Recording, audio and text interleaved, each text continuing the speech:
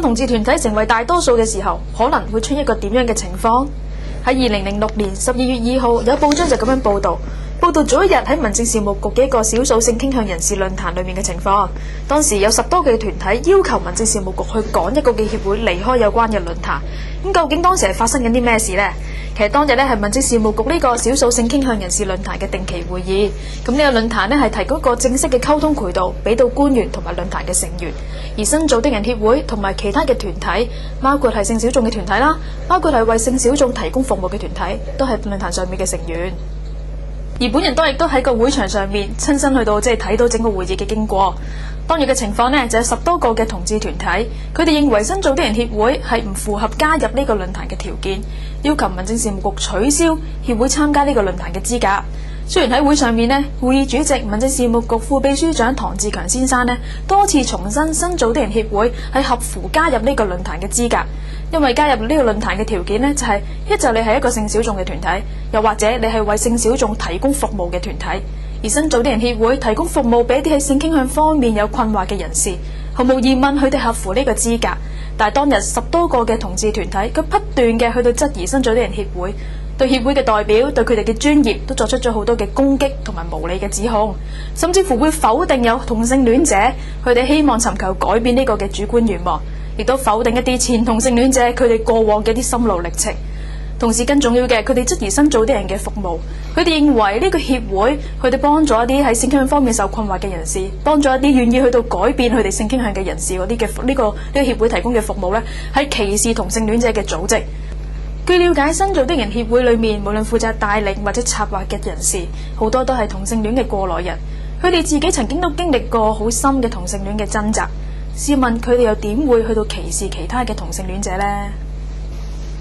雖然喺會上面呢，新造的人協會嘅代表康醫生同埋佢哋嘅同工呢，都極力去到澄清同埋解釋，因為希望透過一啲嘅澄清啦，可以讓到大家了解多啲，即係對協會嘅工作可以有多啲嘅了解，多啲嘅明白。但好可惜，我當日所見嘅就有關團體佢哋根本冇理會到佢哋嘅解釋。接近2個小時嘅會議呢個議程上邊呢，除咗不斷嘅去到重複好多係小題大做啊、無中生有，甚至乎係斷章取義嘅一啲嘅指控之外呢，甚至乎係多次打斷新造的人協會代表佢哋嘅發言。對於當日嘅情況，我哋深表遺憾。的而且確，我個人認同喺社會上面有一啲嘅同性戀者，佢哋係覺得好開心，佢哋好滿足佢哋而家所過緊嘅一啲嘅生活，甚至乎佢哋會以佢哋身為一個同性戀者為驕傲。但係同一時間，我相信我亦都親眼目睹好多嘅同性戀者，其實佢哋對佢自己個性傾向係感到困惑嘅，佢哋好想尋求去到改變，甚至乎佢哋已經決定咗去到改變。佢哋好想喺社會上面人可以幫到佢哋，人可以明白佢哋多啲，人可以提供一啲專業嘅輔導俾到佢哋，可以同佢哋同行。如果我哋要講同性戀者係性小眾嘅時候，呢一班唔滿意自己嘅生活，渴望尋求改變嘅同性戀者，絕對係性小眾裏面嘅小眾。可惜嗰啲聲稱喺社會上面應該接納多元、接納差異、應該互相尊重嘅一啲嘅活躍嘅同志團體，佢未能夠接納喺佢哋嘅群體當中，其實都係多元嘅。由於同性戀者嘅感受同埋意願同佢哋係唔相同嘅，佢哋都對呢啲性小眾裏面嘅小眾嘅意願係唔能夠尊重。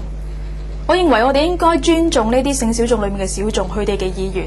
佢哋嘅權益都係值得我哋重視嘅。所以我認為無論係政府又或者社會人士，當我哋討論到同性戀嘅問題嘅時候，我哋要清楚今日一啲活躍嘅同志團體佢哋所爭取嘅並唔能夠代表所有同性戀者嘅權益。另外一啲較為低調願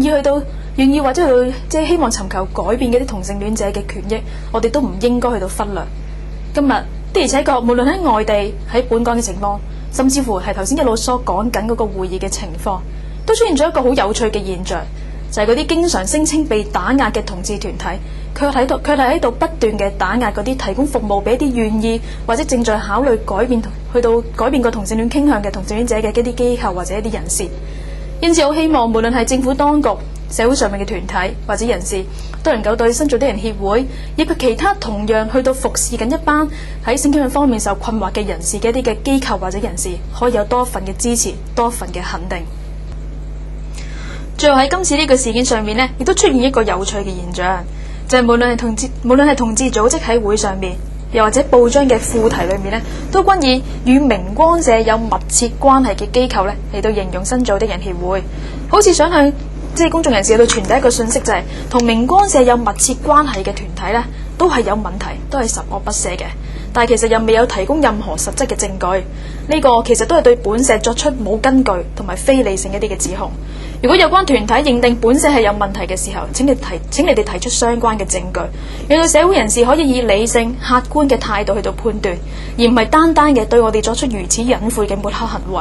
因為咁樣，我哋認為係無論係對我哋或者對我哋友好嘅機構，其實都係唔公平嘅。